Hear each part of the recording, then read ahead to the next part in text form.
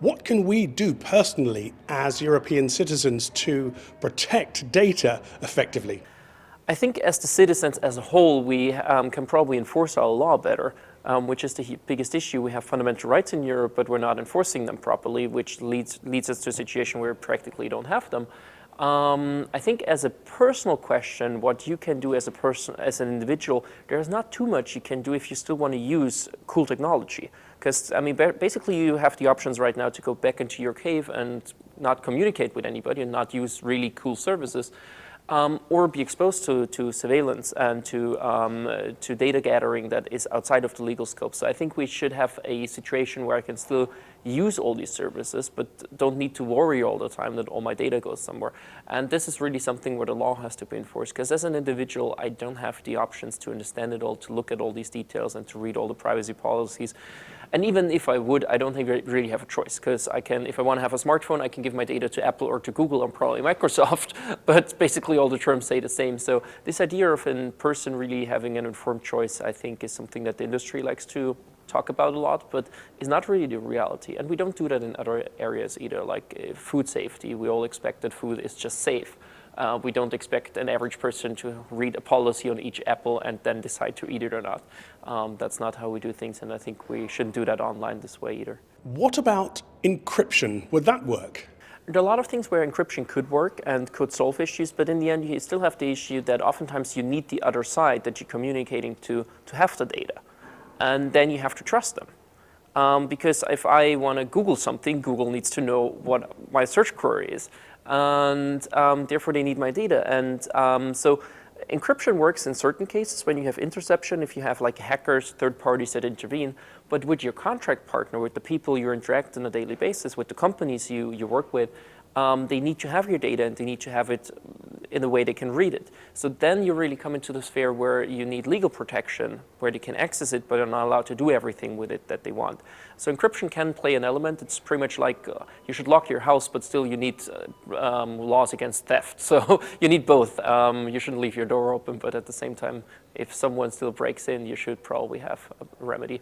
Now, several companies, including Google, Microsoft, and Amazon, have reportedly been taking action to boost Europe-based data processing. Is that likely to be enough to satisfy people like yourself?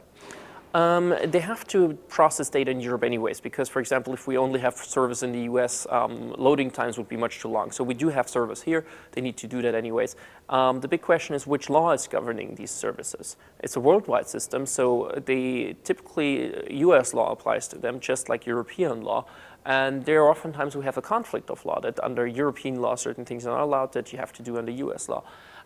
So that's an issue where partly there could be solutions from a legal side to separate services, which is generally something I don't like too much, but sometimes it is a solution. For example, Microsoft did that when they said that they give certain cloud services to Deutsche Telekom and have them host the data so they can't be accessed by US services anymore, by US authorities anymore. So there are some solutions like these, but typically we have a worldwide internet, we want a worldwide internet, so we need to come to conclusions that are worldwide, or at least kind of covering the major markets, to be able to trust online services and trust that on the one hand the government is not spying on me all day long, but also companies are not spying on me all day long when I surf the web. And this is, I think, something we need to get through a legal approach and through enforcing these laws as well. In terms of the European Court of Justice's judgment delivered in October 2015 that invalidated the safe harbor agreement of data transfers between Europe and the US, what implications could this have on the European Court of Human Rights in terms of the European Convention on Human Rights?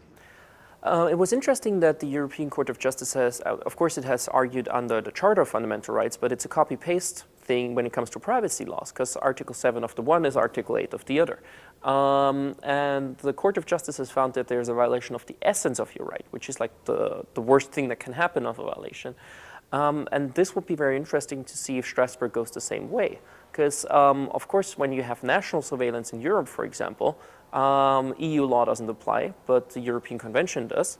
So these cases will very likely come up, and people will very likely refer to, say, Luxembourg has said this is absolutely outrageous and illegal. What is Strasbourg going to say about it? And very likely the court will look at this case law as it's very much the same wording and very relevant. What role then do you see globally for the Data Protection Convention promoted by the Council of Europe? I think that's especially relevant for third countries, and that is interesting in after the judgment that that the European Union can only transfer data freely without any kind of additional administrative burdens if there's essentially equivalent protection.